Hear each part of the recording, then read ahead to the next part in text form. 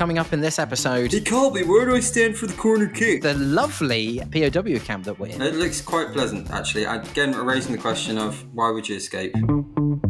Recasting Escape to Victory today. Who will be put in? With Saudi money, anything is possible. You can't run for 90 minutes. Let's all laugh at the silly yank. Is this the best football movie ever made? I always find it really refreshing when Hollywood celebs come clean and say, I did it for the money.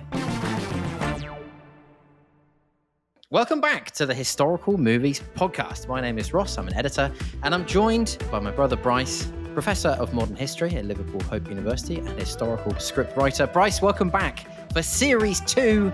Are you pumped up? How are you doing? I am, yeah. I'm back from the Balkans. I'm feeling good. And what better note to return on than a classic war/football movie. A genre-spanning epic. Escape to Victory is the movie we're doing today. Bryce, I think the only place to start with this movie is a question for you. Who thought it was a good idea to have the crescendo football match at the end of this movie end in a draw?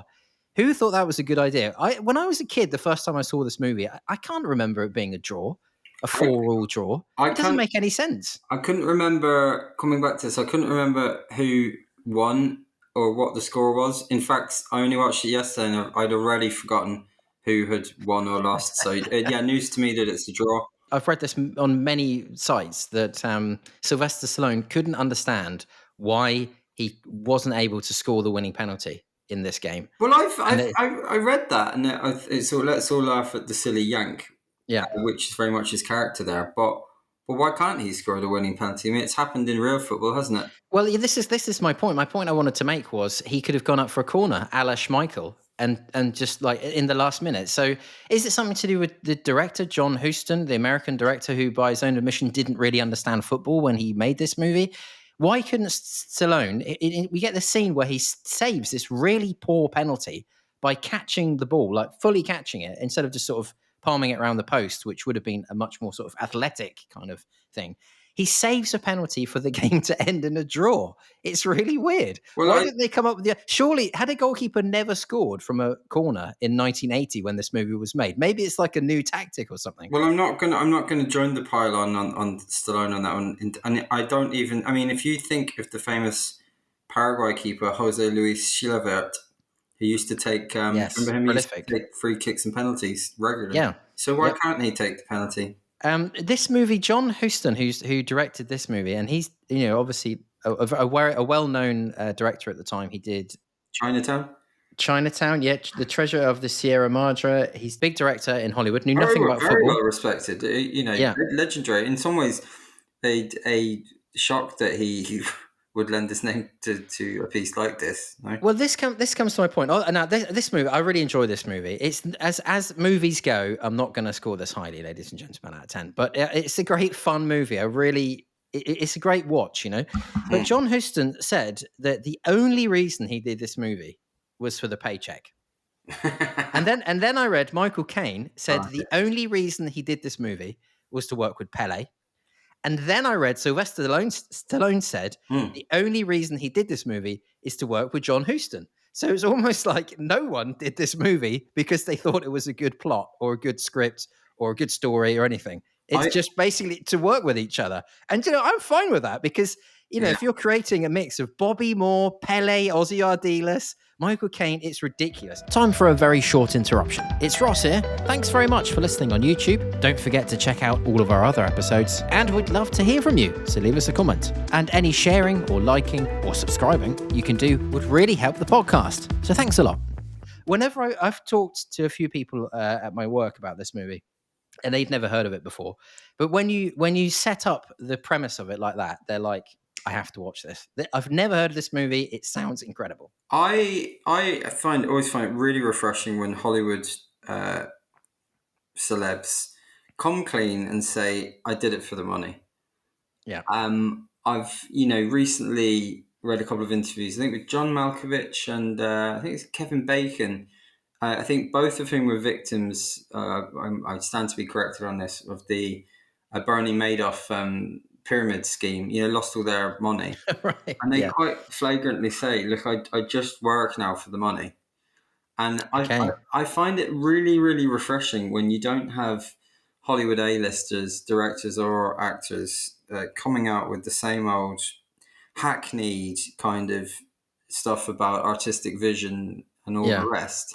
And they say, yeah, I just did it for the money. And I can see that with Houston's motivation for this movie because, it hasn't got the, it's not like it's a very much a, how can I put it, like a boy's own Roy of Mm. the Rovers type movie. It's really sort of, when you compare it to some of the great stuff that you've just listed there that he produced, sits a bit incongruously until you consider Yeah. that the mighty dollar was his motivation. Yeah, fair play to him. It does come across like that in some scenes that they.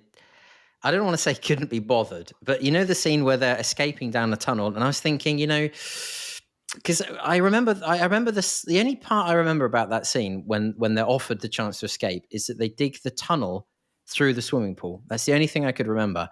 And then I was sure that there must have been a debate that they have in the changing room with like a French resistance guy in the ladder, but Mm, still in the change room, and they have like a debate, and there's ideas like, no, we should go and fight, and then Hatch is saying, no, we've got to go. But mm. it's not like that at all. They sort of all rush down the hole, and then it's just like a weird scene. They're in this dark. Why would you set the scene in a dark hole and they're halfway escaping? And then Michael Caine sort of like, hang on a minute. He wants to, do you want to play?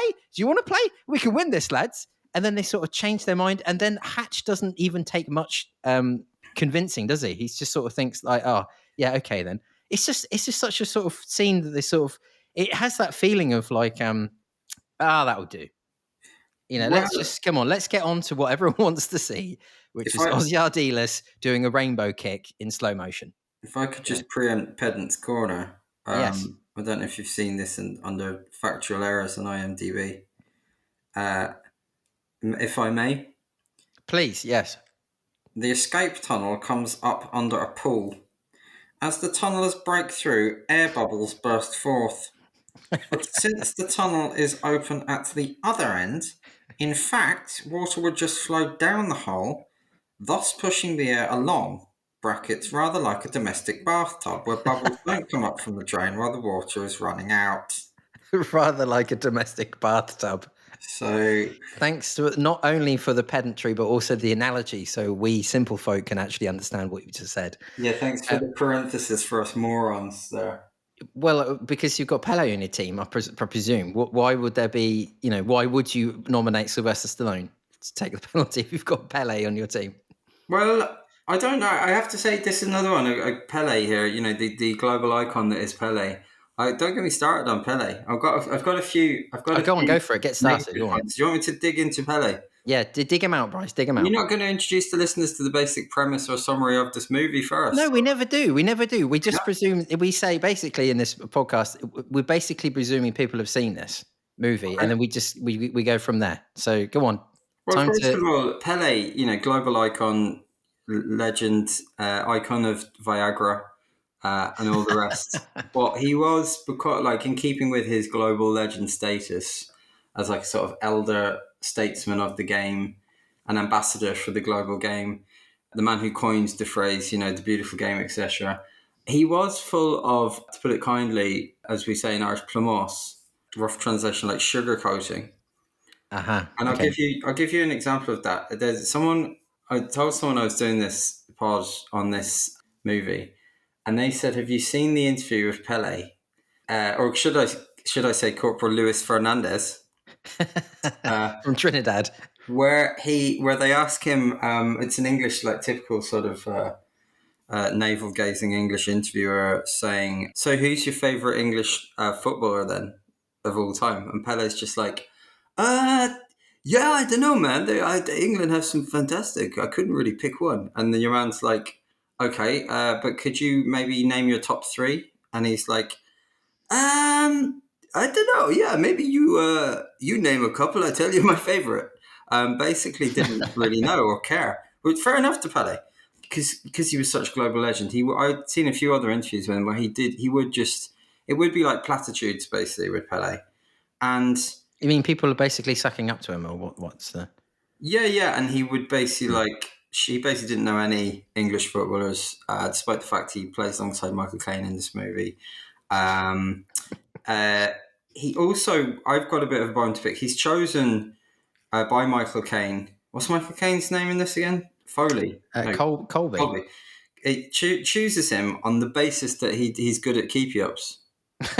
There's been keepy ups in the camp, Yeah. and believe me, I've seen some brilliant keepy uppers. There's no correlation. Keepy up merchants who are Yeah. very poor footballers. So I've Very got good point. issues there with Pelé. Also, you've got the funny issue that they have to make him Trinidadian in this.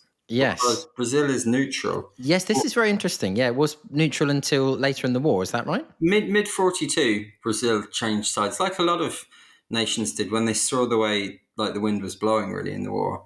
Yeah. So I'm not quite sure when this is set, presumably like a little bit earlier. But Yeah, I think it's a bit ambiguous when this is set, but it can't really be much later, can it, than yeah. 42? Yeah. So yeah, a few. I mean, global icon, but I've a few. There's a few of my little bones to pick with Corporal Luis Fernandez, if that is his real name.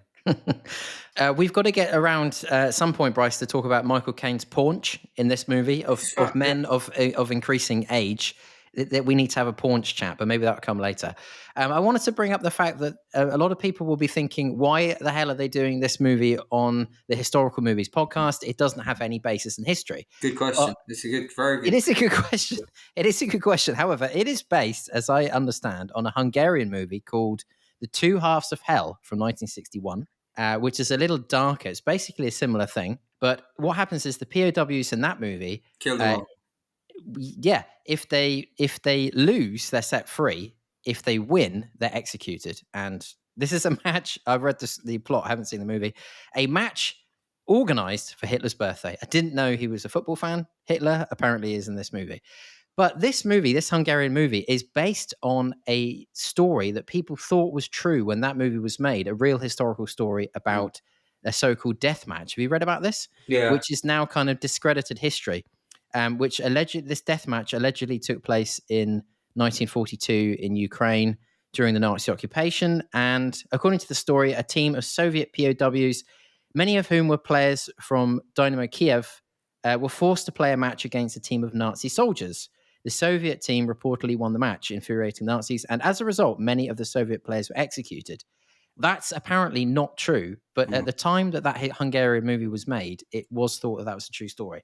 So it hasn't really answered the question, is this based on historical fact? But I thought maybe that's a tenuous connection there.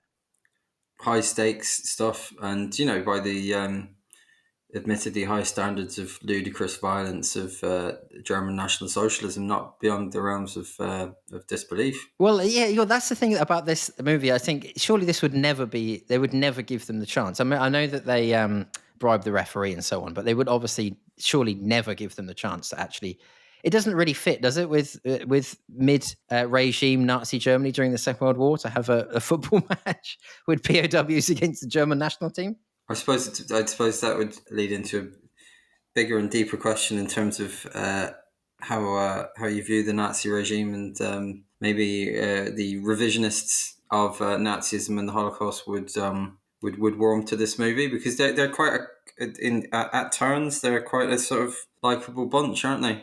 The Nazis in this. In this, yeah. Well, Max von Sydow was playing basically the nice Nazi, the sort of trope that you get. Actually, it's a very interesting kind of trope that you get in a lot of these war movies, where there's always usually one, and he's never SS, because the SS are the real bastards, but the Wehrmacht, they're just following orders, Bryce. So you often get this kind of trope in Second World War movies where you've got a nice Nazi. He's respectful. He respects Michael Caine as a footballer. He's a kind of officer and a gentleman, that kind of stuff. Which is kind of that well-worn trope. But another thing I wanted to bring up, and maybe you can comment on this, is the lovely atmosphere and surroundings of the POW camp that we're in, which is, highly fictionalized version of an actual prisoner of war camp. You wouldn't have had mixed officers and enlisted men. You've had poor rations and starvation, even in these Western POW camps that you get in Germany at the time.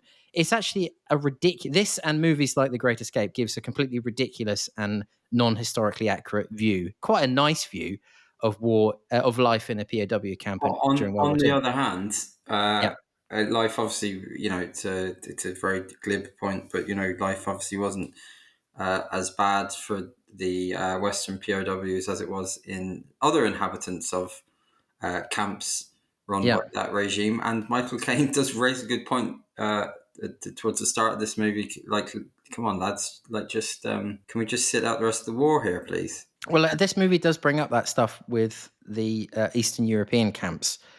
Yeah. Which also, in this movie, it plays a kind of plot device that pushes it forward. They kind of think, no, we have to go through with this, as just to save these Eastern European footballers who have been sent to our camp. Mm. Um, Michael Caine also says at one point a line which I liked. You're escaping. The Caine impression will come later, listeners. But now he just says, "You're escaping is just some bloody upper crust game," which it Yeah. kind of is portrayed in these movies. You've got the Colonel there with his mix of incredible range of cardigans that he seems to be constantly wearing in this movie, and Yeah. they're all sort of upper crusts, toffee nosed officers organizing escape. It's almost like being at public school, and it's all kind of a big game, a big fun game. It's all rugger and cricket for those guys, isn't it? There's no football for them. And yes, there is that class element which is well highlighted by the Tory Michael Caine. Yeah, the guy who refused to pay tax and threatened to leave the UK, Michael Caine. The view of a German prisoner of war camp is completely ridiculous in this movie. You'd have overcrowded, unsanitary prisoner of war camps. It's not a holiday camp. At one point, it looks like Butlins or something. Everyone's sort of lounging around on the balconies, on the verandas, smoking pipes. They've got football games out the back of plenty that would rival Hampstead Heath. It looks like quite nice in this movie. Yeah, the machine gunners on the turrets just lazily casting an eye over the never-ending football beneath them. It looks quite pleasant, actually. Again, raising the question of why would you escape?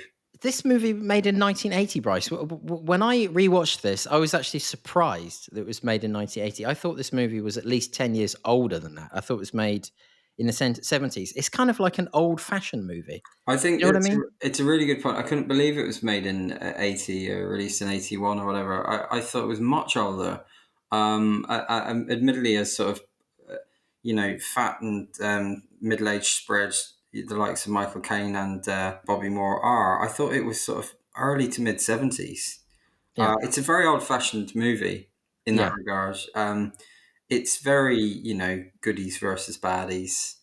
There's not a lot of intellectual depth here, is there? But if I could just invert the goodies versus baddies, which is obviously the central thrust of this whole thing, the poster of the movie with Caine, Pelé, and Stallone hugging and punching the air to form a victory V, I find the actual movie poster itself quite fascistic. That Yeah. image, and I also have to say, I really like the Nazi kit. Oh, do you know what? I have that for our Hall of Fame, just to jump the gun of our It's questions it's later. quite a nice kit, Isn't that a great kit? As is the Allied kit. But the Nazis weren't their uniforms made by Hugo Boss? Is that right? Correct. So they were also masters of style. I did look up the German kit, in the late 30s. It wasn't actually. I mean, they've obviously designed the Nazi kit for this movie to be quite evil looking. It wasn't. It didn't look like this. As far as I believe. Yeah, it is a really cool kit. It's very cool. Yeah. Sort of like white sleeves, black jersey, black shorts, red socks. No logo, no sponsors. Big eagle. No Bet365 on the front. Just keep it real.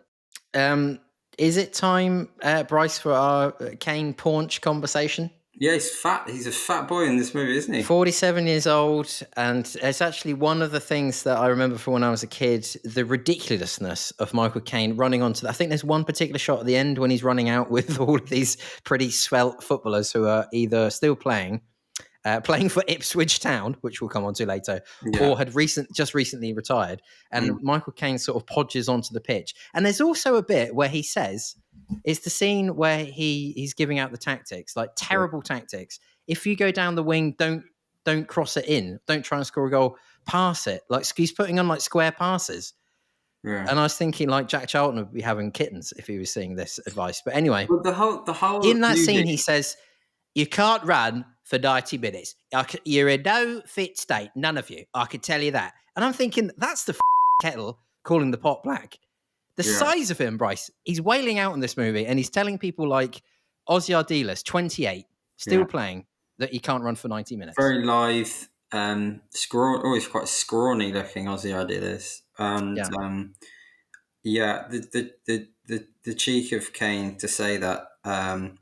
But that just lends the air, doesn't it? This whole movie has the air of actually like a testimonial. When you watch a testimonial Yeah. football game with overweight former pros and legends, everyone playing at like 50%, everyone just like jumping tackles, just Yeah. the sort of, exhibition game. There's a bigger analogy there, isn't there? Like the whole movie feels like a sort of footballer's testimonial, which again is just, as you know, is just an event for the money. For when a footballer is retiring and needs a Yeah. bit of cash. And again, that I suppose comes back to John Huston's motivation here. Yeah, it's like an enjoyable version of Soccer Aid, isn't it? Yeah. There's also, I mean, I was also shocked at the physicality of the football match. Like, there's 2-footed challengers flying in. I mean, it's ridiculous. Pelé gets properly clattered in this movie, as far as I can tell, as well. And there's also obviously other hallmarks of old-fashioned football. Really crap celebrations. They sort of just they score a goal, they don't know how to celebrate, and they sort of just hop up into the air. Well, I think that's actually That's accurate. quite historically accurate, because when you Yeah, look at old Pathé News footage of like football matches in the 30s at Wembley or whatever, and they just do this really sort of gay leap yeah, when they score, or like feeble little like a "Woo, child sort of jumping up to try and forlornly try and catch a balloon that it's just let go. huzzah!" But of course, Yeah, that was very much in the spirit of the English game. That don't be too exuberant or emotional. yeah, So that's actually fairly accurate, because yeah. No knee slides. because surely by the time we're into the 80s, we've got a bit more exuberance and yeah, all that creeping in, haven't we? So, Yeah, can we mention the kits again? Um, certainly. the I really like the Nazi kit. I'd probably like to just wear it like on a night out. I wonder like how many comments you'd get with the Nazi Imperial Eagle. Does it have the eagle on it? I didn't actually look. I think it does, Yeah. if memory serves. Although Okay. this movie, like, is so in some ways so forgettable, like paint by numbers, that, like I said, I couldn't even remember what the score was. I only watched it like 24 hours ago. But the I do like the Allied kit, which is the with white and blue socks with red and blue piping. Mm. That's what I really like, is the kits. And I thought that kit would be manufactured by Admiral, which did a lot of that kind of style of kit in the 80s. But it's actually the designer for this was Patrick. And I don't know if you remember Is that a Patrick. company or a man? Well, it was a Company. man who founded a company, but Patrick, with like their logo of a P, I believe Yeah. they're still going. But Mm. certainly by the 1990s, it was laughable. If you were playing football, if anyone was wearing like Patrick boots, you just be like, oh, wanker. So I was stunned that such a handsome kit, with that classic sort of, I would say, Admiral style piping. If you look at the sort of classic kits of that era, club and country, a lot of those cool ones with the piping is Admiral. Actually designed by Patrick, which I think is, again, for anyone who is familiar with like football brands, like Patrick is such a naff brand. So that's interesting. We Well, do also have to get on to Ipswich players. I think what I mm. find hilarious about this, 6 Ipswich players in this. I think it's the what I find really funny is the assumption that Ipswich will be good forevermore. You know, um, I know There's a they. lesson in there for all football fans. Yeah, I know that. Yeah, exactly. I know they just won the UEFA Cup. No disrespect to our And country and the cousins. and the FA Cup, sorry to interrupt. And the FA Cup in 78. Yeah, but like the UEFA Cup is a big one. So, like, no disrespect to our Suffolk listeners, but 6 Ipswich Town players, and you're right though. It is a lesson for all football fans, because I remember when certainly our team, Portsmouth, got to the FA Cup final in 2008. I did go to the Charity Shield that year at Wembley after they won it when they played Man U. But I remember they got to the final, and I actually had I was living in Dublin, and I had friends coming over that weekend. And instead of what I should have done, of course, is cancel um, my friends and just be like, "Sorry, I'm going to the FA Cup final."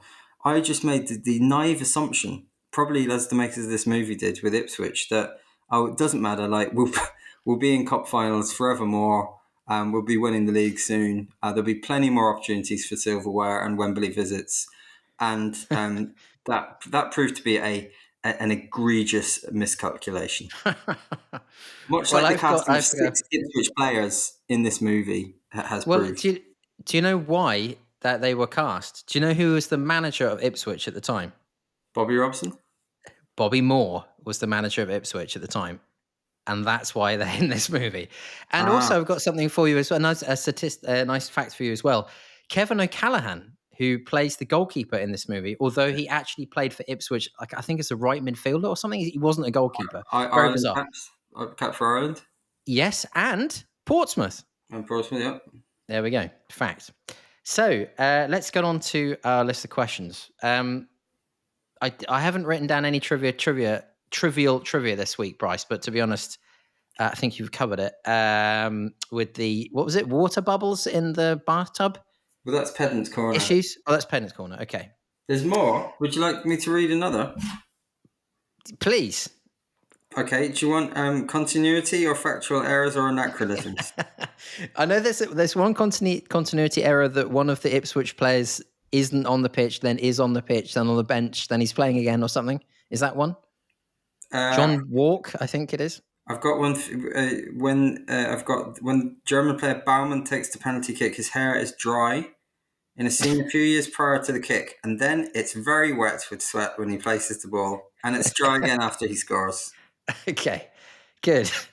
Any others? That's I've got one more. In the Resistance Cafe, Hatch finishes his drink and asks for une autre. In French, this would be a request to take his drink away and replace it rather than requesting a second one. He should have said encore.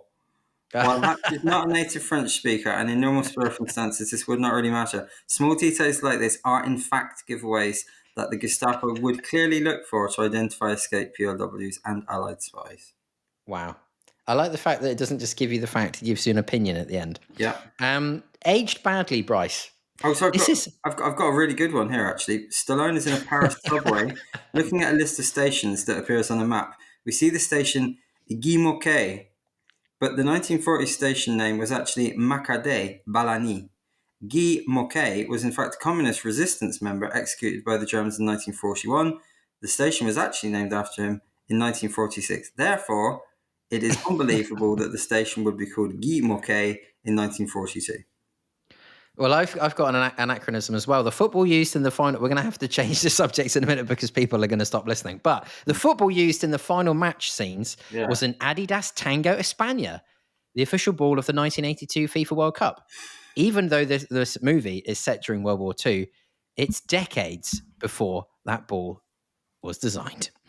Bryce, we talk often in this about particularly World War II movies. I'll remind you that the average age of the combat soldier during World War II was 26 for Britain and America, I believe. So we're pulling in quite a high average age. Michael Caine's 47. Sylvester Stallone is 34. I think he looks younger than that. Pelé's 40. Bobby Moore, 39. Ozzy Ardiles, 28. But my point is, Mike Summerby, 38. So my point is that this is a pretty old football for prisoners of war. Maybe this is the reason why they're actually in the prisoner of war camp. They've all been caught because they're too old to be soldiers. I don't know. Too fat. But this is too fat. Yeah.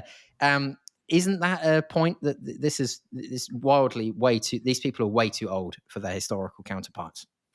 Yeah, well, I mean, like I say, the whole thing is like a testimonial, or may I say, like a Pepsi ad that you get these days. Don't give them ideas; they'll recut it and turn it into a Pepsi ad. Beckham, Ronaldo, Messi, sort of 40-year-old footballers. Sort of.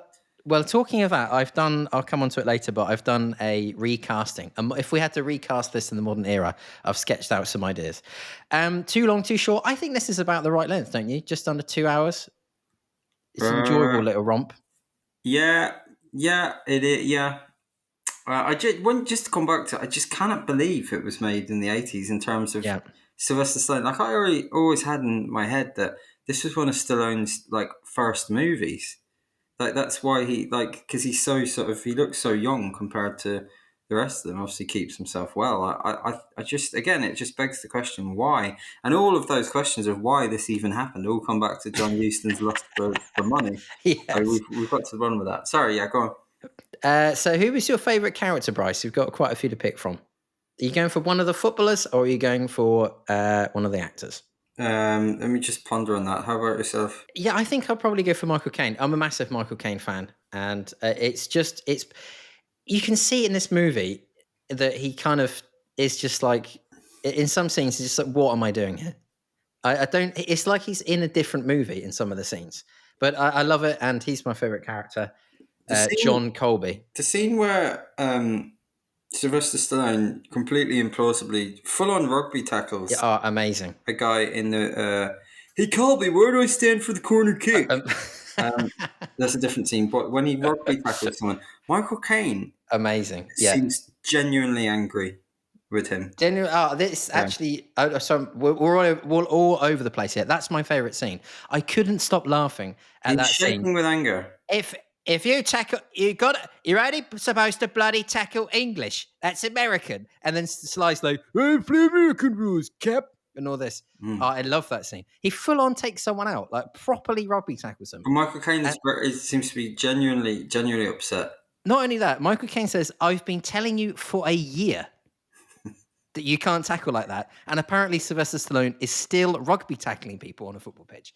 Anyway, I've got to mention that Michael Caine's role, what's his name, John Colby, was originally cast apparently Trevor Howard, who was 66, and then they changed it to Michael Caine.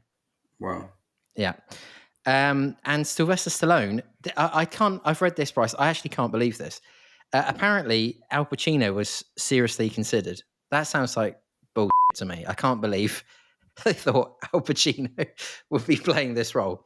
Well, you just need an American wise guy, because when he's delivering, I can believe it, because when Stallone delivers lines like, "This is a game for old ladies and fairies," which hasn't aged well, obviously, in the context of, things like the Rainbow Laces campaign, etc. Yes. And But it actually does mirror the genuine, how can I put this, American blue collar disdain for soccer, which I remember just distinctly remember one or two World Cups ago being in Philadelphia at a bar watching a game and fairly early kickoff and a bunch of construction workers like laughing at the admittedly ridiculous like histrionics and play acting that you get in association football and Mm. coming out with similar lines like this is what a bunch of fairies and so you just need, I suppose it could have been any kind of American slightly kind of wise guy character because you just need that kind of his whole character functions on the just like the American disdain for soccer, doesn't it? Yeah, it does. But in this movie, this is old fashioned physical soccer, and Sylvester Stallone said it's physically harder than doing Rocky. Apparently, he broke a finger saving a shot from Pelé, and broke two ribs during the making of the movie. And if you watch the football scenes, this is good. I was going to say good old fashioned. It's great that people aren't getting their legs broken regularly these days. But like Is it? this is no holds barred football. This is really physical stuff. And I'm just thinking those construction workers you just talked about probably would get on better with this kind of football, wouldn't they? Yeah, but they'd still view it as a pale imitation of the pure physicality of like American football, for example, which is the whole Okay. point, isn't it? That's the whole point of Stallone's character. Yeah, I think so. Well, and also to make it palatable for an American audience and to explain what the hell is going on. I mean, it's not that difficult, is it, to understand the rules of football? You could probably, it's amazing that Sylvester Stallone doesn't know where to stand for a corner. It's not that difficult to learn that. Anyway, so Bryce, what was your favorite scene? Um, all of them. No, I mean, the whole look. My whole thesis is, unfortunately, there's no good football movies that have ever Mm. been made, and you know, Is this the best football movie ever made? still not. I'm not sure, but it's still not very good because one of the reasons for that is because the whole structure of the movie is inevitably geared towards the big match Yeah. at the end. So I suppose I wouldn't have any choice but to say the big match is, that's the best scenes are there. Yeah, so there's some wonderful. I mean, considering this was made in 1980, some of the shots of like Pelé the overhead kick and Ozzy Ardiles' I love my favorite shot is Ozzy Ardiles' rainbow kick, which Mm, actually doesn't go anywhere, does it? It doesn't. no, Like anyway, it doesn't matter. it's a testimonial. Doesn't matter. Yeah. It doesn't exactly. It's just it's art. I there were some other scenes I've got to mention. I love films that end with a compilation of the players almost like theatre players and football players. So it's got like compilations of the actors and the footballers. I love that. I just love Mm. that in movies and TV. The opening sequence, Bryce. What the hell is that about? The worst escape of all time. This guy in a movie where people are spending like weeks trying to escape with elaborate disguises, fake passports, in meticulous planning, which train you're going to take, and all this guy, and it's required for a plot point at the beginning because it spurs the whole film basically that one of the officers gets killed. He basically just runs to the fence and cuts a hole in it. There's no tunnel digging. There's nothing. It's terrible. Mm. And it's also just again, it's an example in this movie. He's I had honestly enough. think they just went, "That will do." He's had enough of the interminable games of battleships and mantelpiece acting amongst the sort of Oxbridge types in his hot. Um, there's the wonderful score we should mention by Bill Conti, who also did the music for Rocky. And the score, when you've got the training montages, and I love those old fashioned weird exercises that they're doing, and everyone now these days is all cool, taking their protein shakes to the gym and doing bench presses and all that kind of stuff. But good old fashioned PT, Bryce, when they're doing these weird aerobics together with the training montages, enjoyed that a lot. But my Doing, favorite scene doing has their to be jerks, to use the contemporary terminology. That's what they used to my, call it. my favorite scene has to be the Caine versus Stallone about tackling. Oh, If you tackle like that again, brilliant. Which part should Mel Gibson, Daniel Day-Lewis, of Marlon Brando have played? Are any of them suited? Fat Marlon Brando might have suited the physically challenged aspect of this movie. all of those actors being American Hollywood types could have played the Stallone piece because that's the essential foil, isn't it? That's the essential culture clash there. Who should do the DVD commentary? Um, Maybe the commentator who turns up the fake crowd noise Yeah, just to get his real opinions because obviously the he's under jackboot. duress, isn't he? Yeah. Oh, that's actually I just going back at that scene where right at the beginning, you see the image of the football under the jackboot of Mm. Nazism of Max von Sydow, and then Stallone says, "Please, sir, can I have my ball back?" Anyway, Is that some kind of metaphor? I think it is. Yes, I think that's the only point in this movie where they attempted anything artistic, really. Best companion films, Bryce. I've got The Great Escape. Got to be, hasn't it? Well, I mean, it rips off the Great Escape, Yeah, heavily, doesn't massively. it? Really. Yeah. Yeah, yeah. And Two Halves in Hell, the original Hungarian piece. Apparently, when this movie, when Escape to Victory was written, it was way darker, and it was the same plot device. So if they lose, they are free, and if they win, they get shot. And at the end of the original script for this movie, they would have been shot. I mean, a completely different movie. What would happen in the sequel if there was one? Well, it finished 4-4, so extra time, I think penalties. intervention of VAR would occur, Well, and the intervention of VAR would have overruled the offside decision, wouldn't it? And the Allies would have won 5-4. yes, it would have made the entire display a lot more staccato, boring, and ironically a lot more Americanized. um, Pedant's Corner. Have we? We've covered that. We've emptied Pedant's Corner. Yeah. Okay. I've got one final fact for you before we get on to our coveted marks out of 10 and talk about what we thought of the movie in general. Factual error: German SS officers ceased wearing black uniforms after 1942. It's not clear this movie's actually set after 1942, but I think didn't it's know that. set in early mid 42. So that's consistent. Yeah. So, Bryce, what did you give this out of 10? What did you think of Escape to Victory? Or, as for our other listeners, I think this movie is also just called Victory in other parts of the world. There are no good football movies, and this is probably the best of a bad bunch. It's an enjoyable romp with zero depth, so I'd give it a 5 out of 10. I've just realised we've got to talk through my recasting, which we'll do in a second. But I also gave it a 5 out of 10. But I really enjoyed every minute of this movie. But from like a critical film perspective, it's kind of lazy. I just have that kind of feeling from it. Absolutely. There are some great moments, some great shots, some fun things in it. As I say, the sport montages are always going to be good, like the Rocky movies.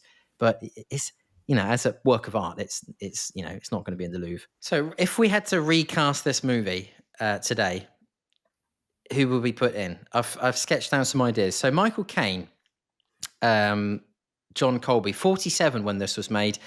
I've gone for Tom Hardy, who is also 47. But I was trying to think of basically actors now who are that kind of age, who are sort of out of shape. And I don't think that really happens anymore. I think basically if you're a Hollywood actor now, you have to be in good shape for basically your entire career, don't you? I don't know, like DiCaprio was piled on the pounds, didn't he? And maybe, yeah. Maybe doing an English accent, yeah. Yeah. Sylvester Stallone, Dwayne Johnson. Very good, yeah. I just feel like a remake would be made for actors like Matt Damon. Like Invictus kind of style. In some capacity, yeah. It could be Damon. Yeah, I don't think he's quite physical enough. I was actually thinking about this and I thought there's no real... you get that like axis of Stallone and Schwarzenegger in the 80s and 90s. I can't really think of actors these days that are like that. Dwayne Johnson, maybe Jason Momoa. I don't know. Channing Tatum. Momoa, sorry. Channing Tatum, maybe. It's not really an action hero, is he, though? But Max von Sydow, I thought, who plays the nice Nazi. Christopher Waltz would be perfect for that. And then the big question is who should replace Pelé? And I thought, well, why not make it Ronaldinho? Because he's Brazilian. He's 45. Well, it would be someone like that. It might be the fat Ronaldo. It might be just Ronaldo, Messi. Well, it could be Cristiano Ronaldo, but he's Portuguese, isn't he? And I think weren't they neutral during World War II? Portugal, as was Brazil. Yeah. Oh right, yes, okay. So maybe that. But it's just got to be a global legend of the game. That's Pelé's status here is akin to Cristiano Ronaldo, really, isn't it? I think maybe it's a scene for Ronaldo. Yeah, it's kind of Ronaldo. Bobby Moore, John Terry. What do you reckon? Which club is John Terry currently managing, and can he fill it with a load of players from that club? Is he managing at the minute? I don't think he is. Well, is he like managing like Rochdale or something? You just fill it full of Rochdale players. I think he's an assistant manager. So I mean, the problem there would be, Moore was, a likable legend who many people thought was kind of really dealt a hard hand by the English footballing establishment, whereas John Terry, get your beeper at the ready, is universally acknowledged as a cocaine snorting arsehole. Yeah. Yes, indeed. So that is a problem. Maybe we'll go for Carles Puyol then. I was trying to think of like a big, defender, no nonsense player. And then I suppose the last one is Ozzy Ardiles, and I was having a hard time because Ozzy Ardiles was still playing football when this was made. He was 28.